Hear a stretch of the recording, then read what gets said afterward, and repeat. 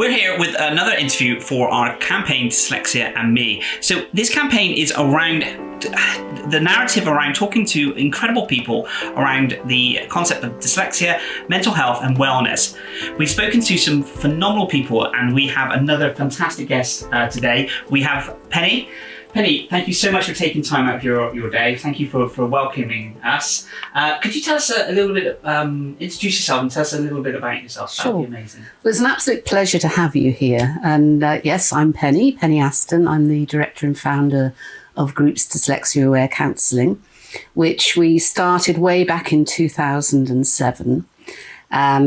It's been an absolute privilege to get involved in this work. And originally, the focus for me was that when I found out that I was dyslexic as an adult in my mid-40s, I wanted someone that I could talk to therapeutically who would understand my frustration, my anger, understand all the years of different things that had gone on. I couldn't find anyone. So I researched and I found people like Sylvia Moody, Bob Burden, all of whom were saying, yeah, there's an issue here, but no one was actually doing anything. And the idea was that counselling should be able to help everybody. I think I'm sort of living proof that this particular focus is very unique and very necessary from the feedback we get from our clients. So it was, thank you so much for sharing that, Pennie.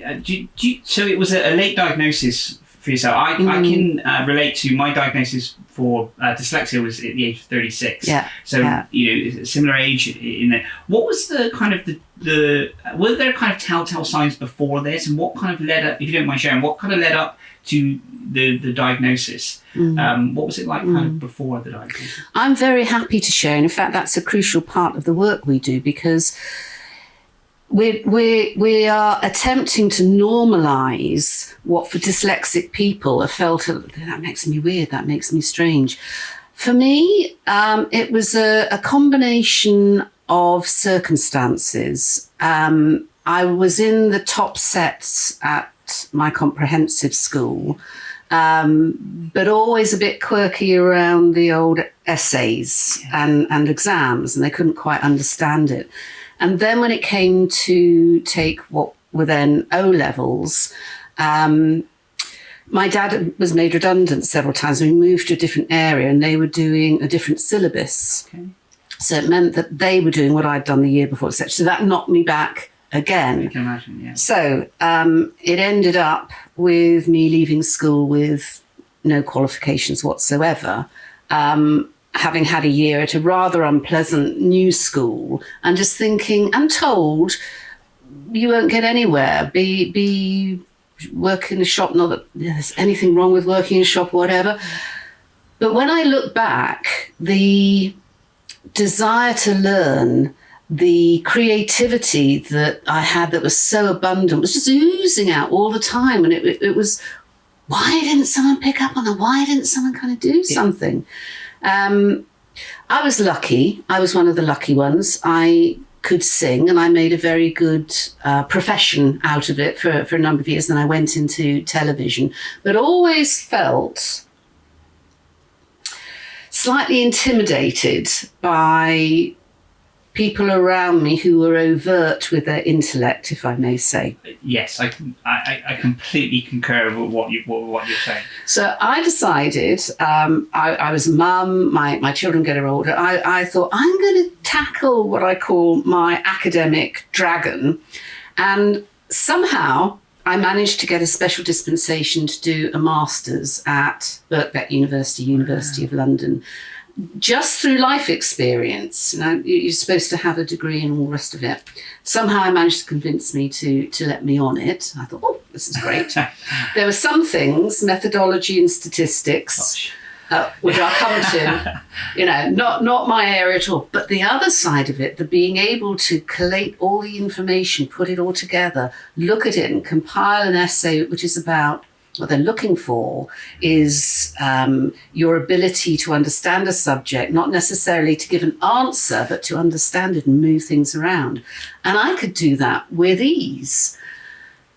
my colleagues, the other students, were historians, they were lecturers, they were people at the top of their professions.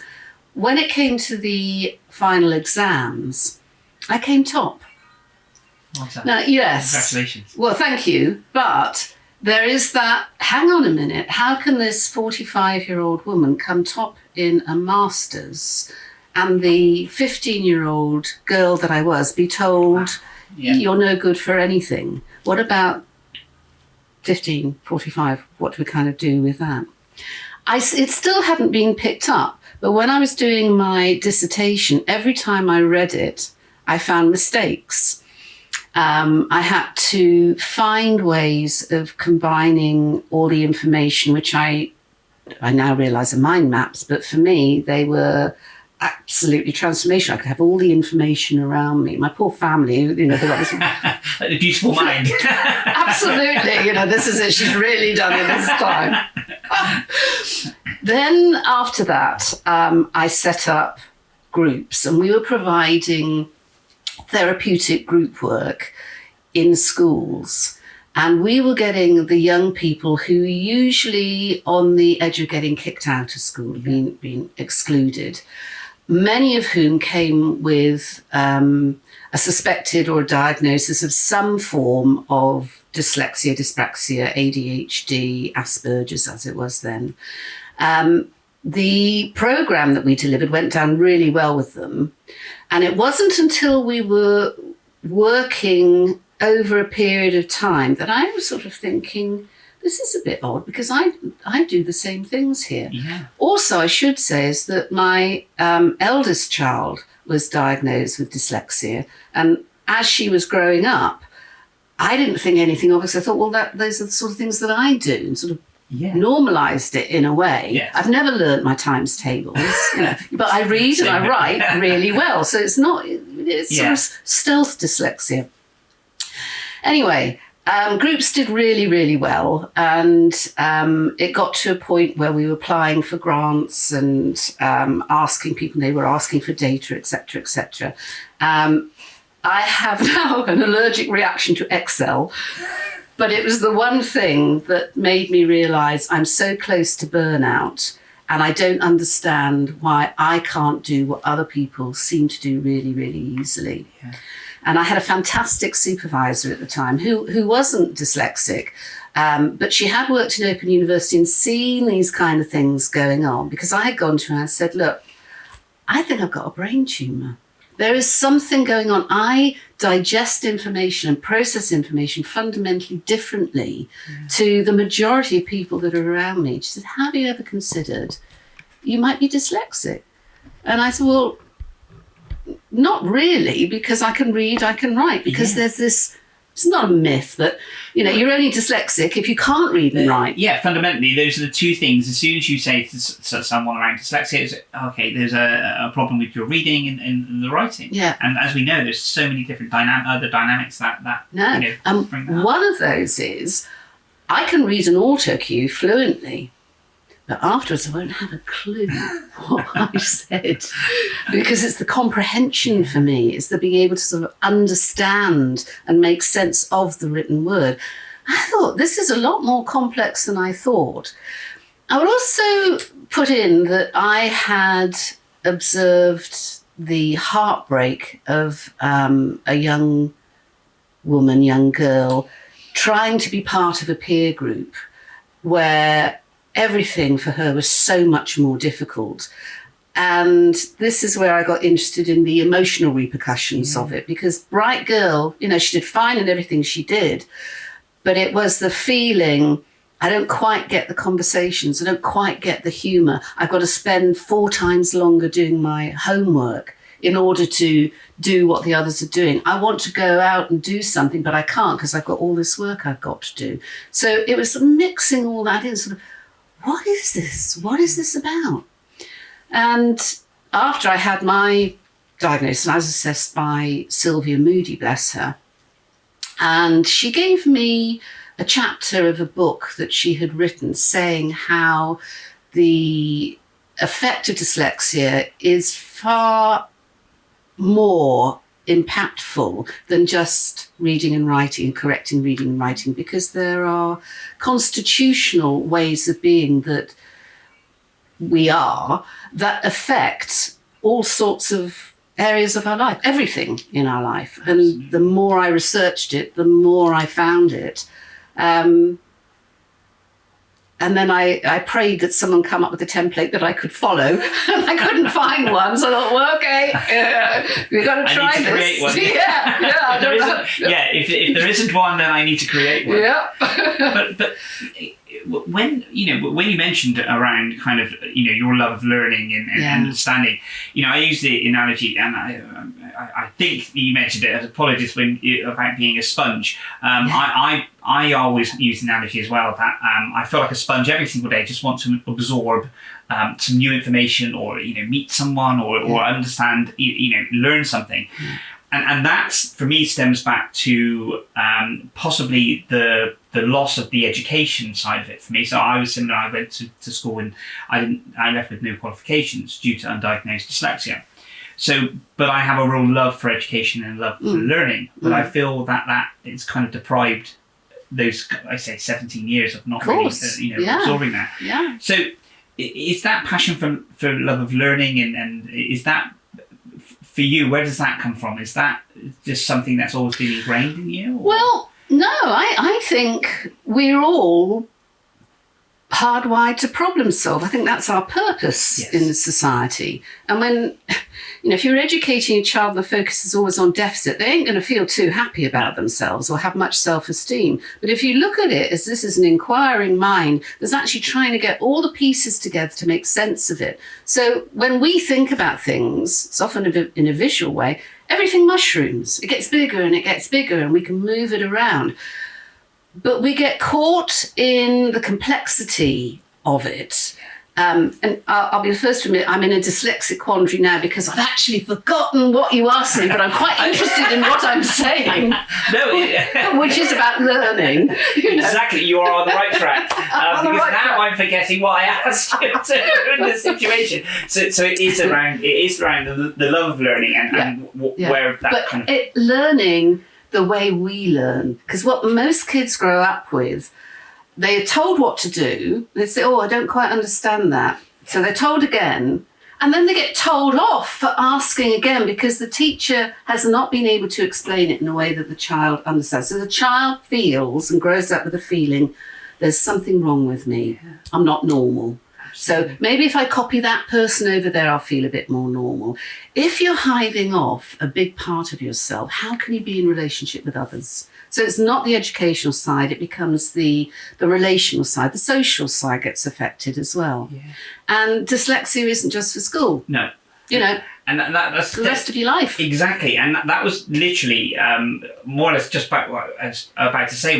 We think of dyslexia as, okay, so there's trouble in school or workplace, but it isn't. Like you said, it isn't a 9 till 5 or 9 till 3. No. It's everything.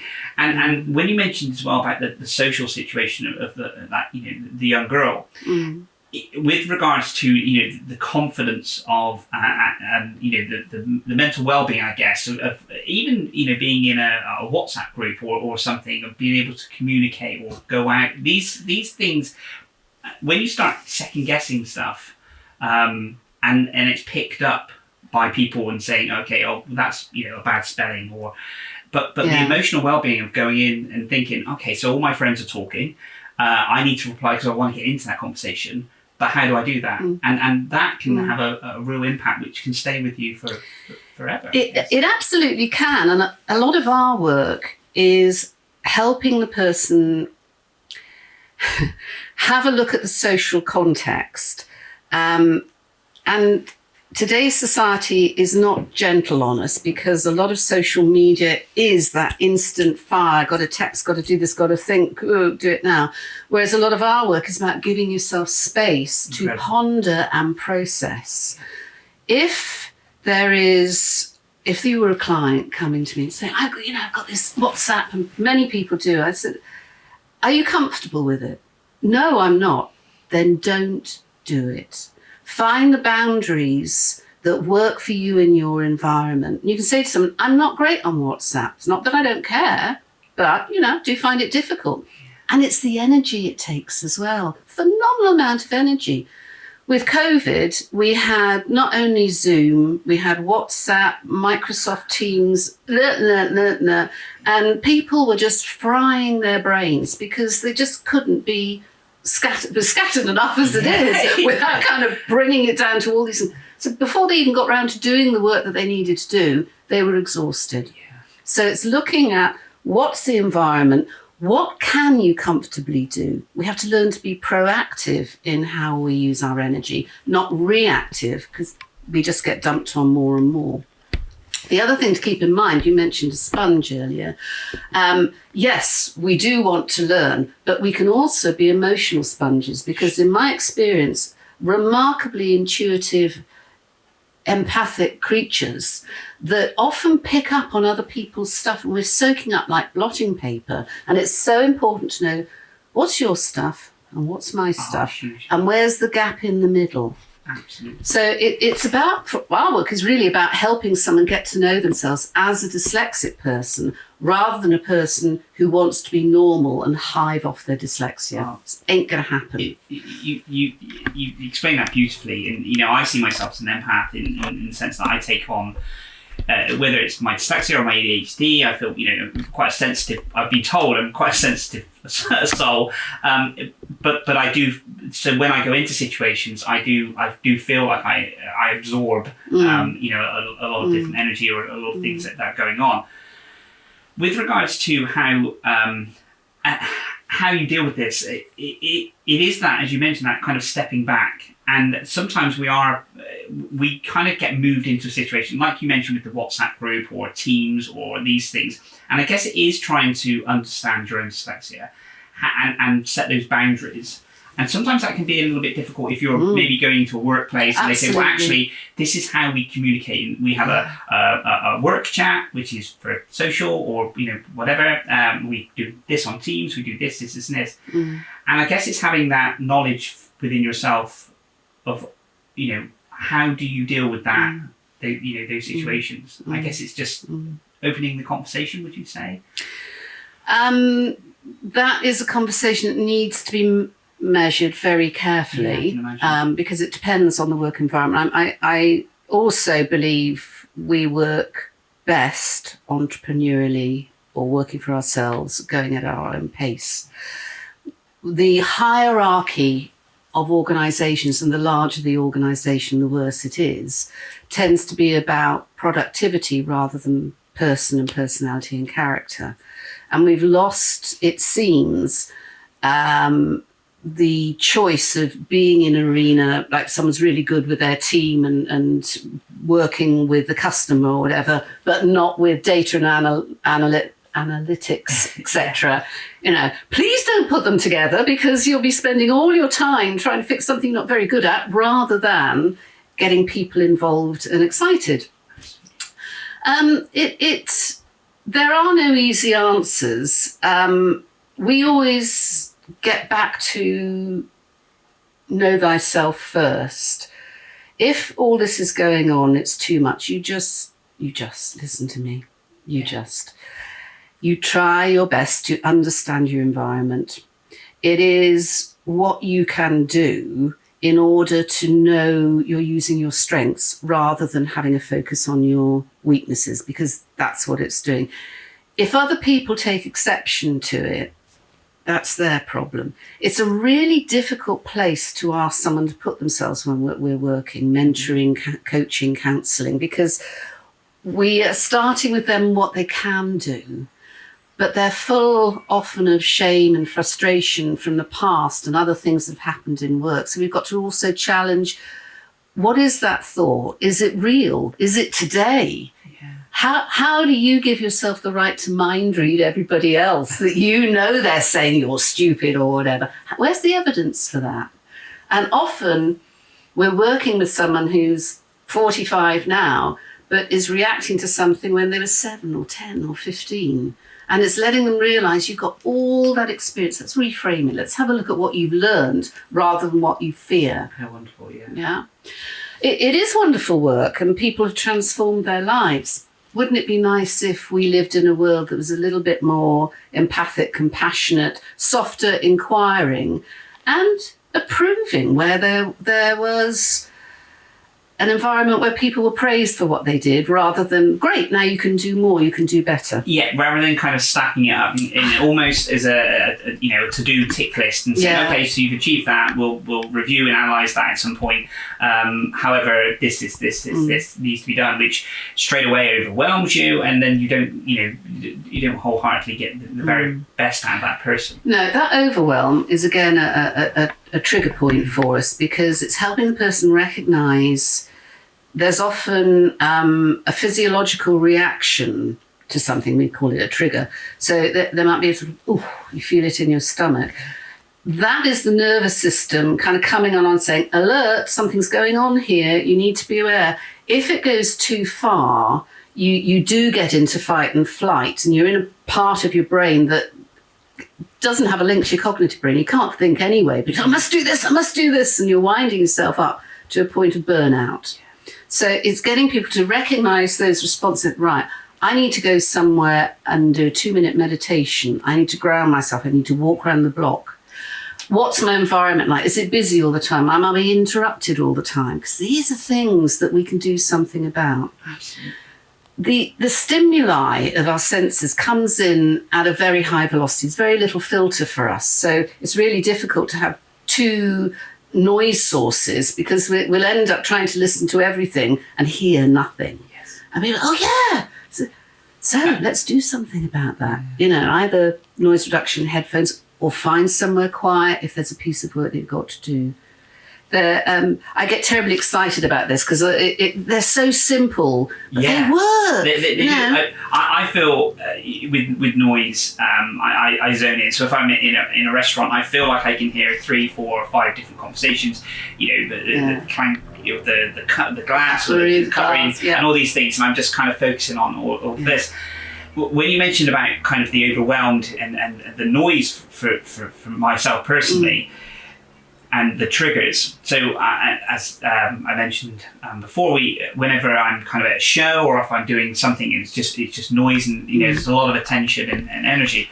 I do. I mean, I can't remember the last time I left the house without my headphones, and I literally would need to re-energize, center, or just put the headphones in, listen to classical music, no lyrics, just the actual instruments. And, even if it's a really busy cafe or a hustle and bustle event, I will take myself into the corner, put the headphones on with noise cancelling, and just kind of close my eyes. And then for 5, 6 minutes, 10 minutes, however long, just listening to the classical music. And it's almost like plugging in your phone charger. It's I'm getting goosebumps just thinking about it now, because it allows me to then go, okay, we can now go again. Yeah. And sometimes if I'm at an event, I will do that, 2, 3, 4 times, however many times I need it.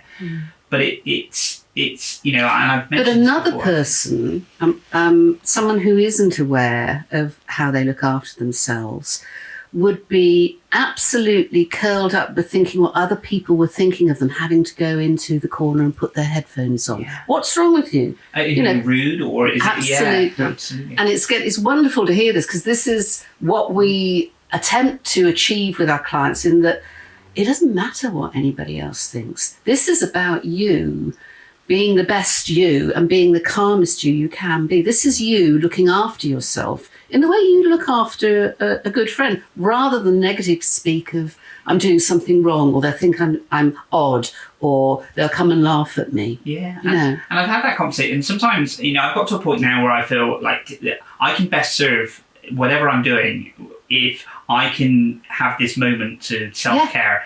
Yeah. Before I would almost, like you said, I would go off to maybe the bathroom, or I would almost hide around the corner, or go for a walk and make an excuse. Now I will actively say I need just 10 minutes just to center, or I just need, and if someone asks, I will tell them, this is what I do. And their response is their response. I'm not responsible for that response. Absolutely. But I know that helps. And the other thing for me is learning when to stop at something. So with my dyslexia, I will, if I'm stressed or tired or anxious or, working late or something, the words on the page start moving, but it's not something that happens all the time. So if I'm writing an email, before I would have the email, I remember I've spent an hour and 10 minutes trying to write 2 paragraphs, sending it back. Now what I do if I get to that stage, I shut the laptop down, I put it away, I meditate, go for a walk, put the headphones in. It doesn't. And then come back and look at the rubbish you had written and think, oh my God. It's a masterpiece. If only someone could decipher it. But I guess it's, you do incredible work and with your clients, and I feel it is these little things of understanding what works for yourself. I mean, when I was diagnosed at 36 and they said, dyslexia, I knew nothing about dyslexia. So I feel like I'm on a self journey every day trying to learn more about dyslexia, but also how dyslexia is within me. Yeah. But often people think about dyslexia as the enemy and wanting to get rid of it, which I can understand. But how mental health is impacted is usually because of how we've been treated because we're dyslexic, not because we're dyslexic. Wow, yeah. And if you grow up thinking, I can't ask a question because I won't understand what's been asked of me, that impacts obviously in your self-esteem, but also your confidence. And then what if I make myself feel stupid and I get shamed the way I was in class? That's going to impact on your sense of shame and your ability to embrace things. So it's very complex the way these things build up. You might have school phobia or agoraphobia. It's a way of the nervous system, the brain protecting you against the thing. It says, alert, alert, this might harm you. It's not rational, it's not logical. It is, okay, there's a red chair, I'm scared. Yeah. It is what we are conditioned to do to survive. Our system is on our side to absolutely. keep it us almost alive. Stacks up then, doesn't it? It absolutely does. So if we took, someone who, did their, in the UK, the school system up to 17, then sixth form college. So say someone goes into the workplace at the age of 18, 19, the stacking, so to speak, and use that kind of terminology, I guess, of all of the things that, the mindset around, not good enough, or these different things that the situations they don't like to be in, they then take some of that into the workplace and then just continue to stack. Yeah.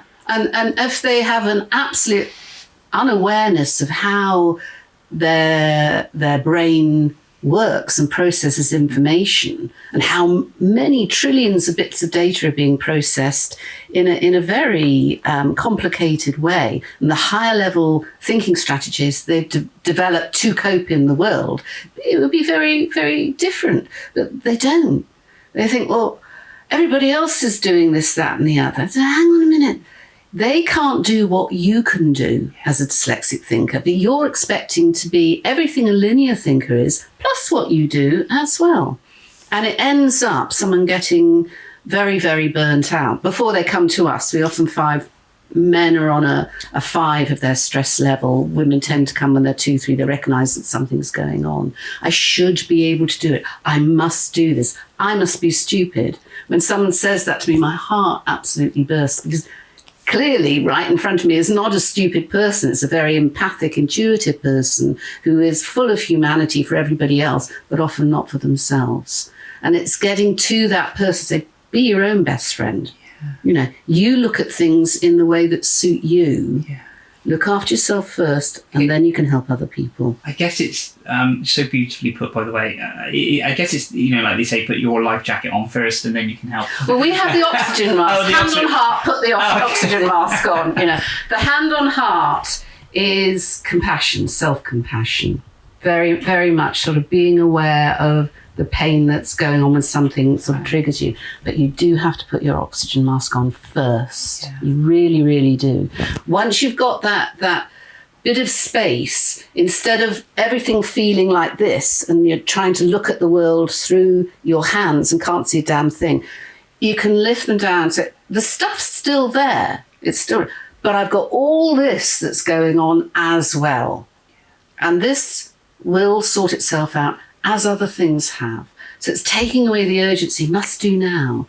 You know, this always happens. It doesn't always happen to you. There's some things happened. And now that it's happened, you'll be able to deal with it better next time because you've got all those resources that you've developed. Do you think it's sometimes then acknowledging that support, you need support? Is that what you're finding with people? Is that first acknowledgement of someone saying, actually, I need to go and speak to yourself? Or that's such a scary thing for people because every time they've asked for help, they've been told, what's wrong with you? Why can't you do it? Yeah. So, when they come to us, the important part is the relationship. It's the authenticity of the relationship where they can say anything at all and the other person can reflect back real life experience. Yeah, that happens to me too. Yeah. And this goes on, that goes that to do it. Yeah, it's the way of processing information. To share your innermost fears. I've got a brain tumour, there's something going on, this is going, well, okay, let's just have a look at where can we find agreement on these things. You get lost, directions, panic, all these different things going on, a mind full of images, an ability to think into long-term memory with all the senses, with all the detail, the movement, the sense, the smell, the taste. These are things that don't come naturally to lots of other people, but makes us great, creative, insightful people using that. Absolutely. What they get told, low working memory. Great, thanks a lot. Let's look at, yes, we do have a problem with working memory, but there's a payoff for it. This is this incredible long-term memory in all the senses and an ability to think into the future of what might happen with something. What happens, it gets mistuned in that, well, let me think of just about anything I can make myself anxious about, think of the solution, and then that might go wrong, and then I'll think of this again and something else. Is that useful? Obviously not. But if you are primed like that from the year dot, you have to deal with a brain that has to rewire itself in a way. It's got to think differently. And that you do bit by bit, slowly, looking at what's going on. Why am I so fearful of those things? Is it because I anticipate what might have happened ages ago? Let's think about things that might actually happen and deal with those, because that's what my problem-solving brain does best. Absolutely. And when you mentioned about people coming to you and people making that decision that they need to be able to speak to someone, it is that acknowledgement first of all that maybe they're going at it alone, thinking actually I've got to a point where I need to speak to someone, maybe it's doctor or someone else. Those precious, they're very precious. We were talking with regards to this campaign to someone the other week, and they said that they went through the journey of, first of all, they spoke to their partners, then they went to a doctor, but the doctor's response wasn't, it was almost like, stiff upper lip, man up, you'll be absolutely fine.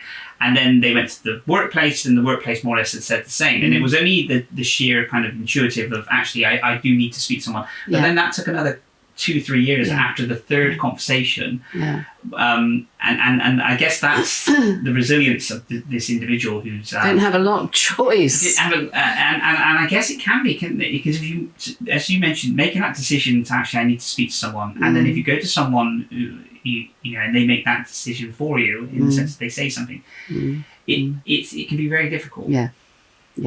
And very harmful and harming. Yeah. We have to be our own self-advocates. All I would say is that we have a very strong gut reaction to things, and when there is something that, because we're problem-solving program creatures, we know there's something we're not getting the full answer to. Yeah. And we're like Geiger counters when it comes to that. I hope that's the right pronunciation. But anyway, well, it was a Geiger counter with a very big nose. Yes. Trying to, no, that does not fit, doesn't feel comfortable. I don't understand it. Because that's what we do best. Let's find the solution. What is the goal?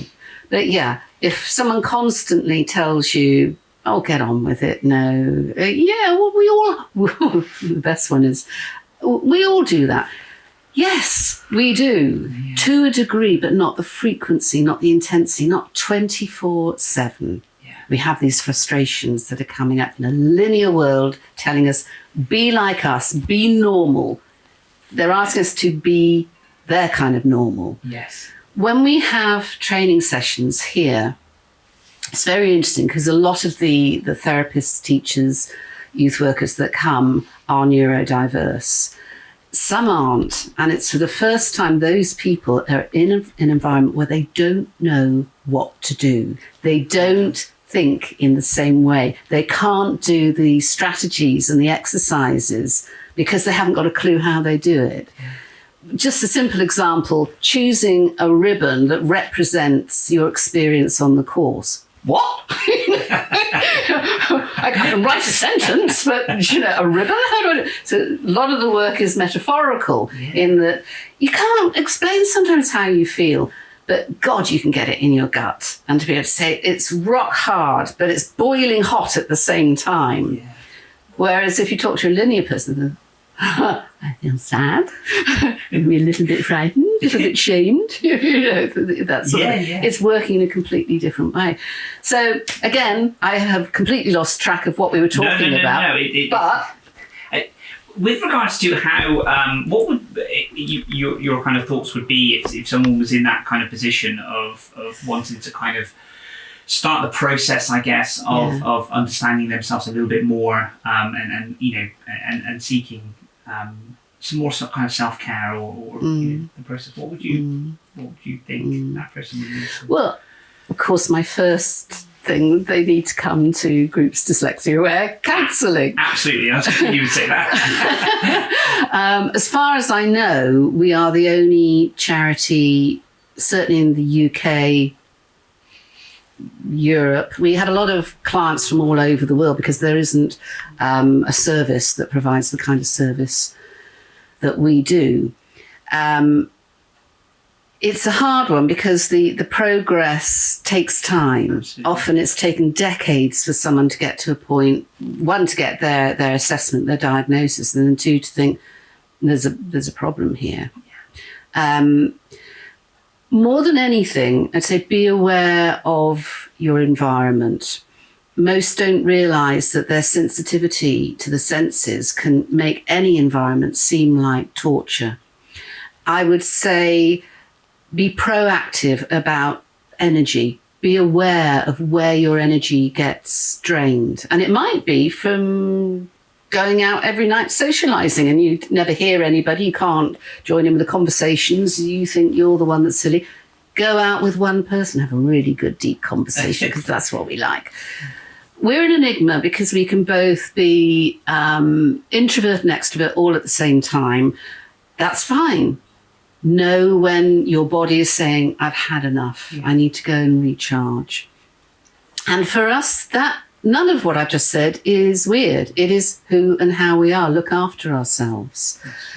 The counselling side of it, the coaching side of it, obviously takes time. We have a network of practitioners, all of whom are neurodiverse, throughout the UK, which is slowly growing because we don't take just anybody on. They have to be able to do the work.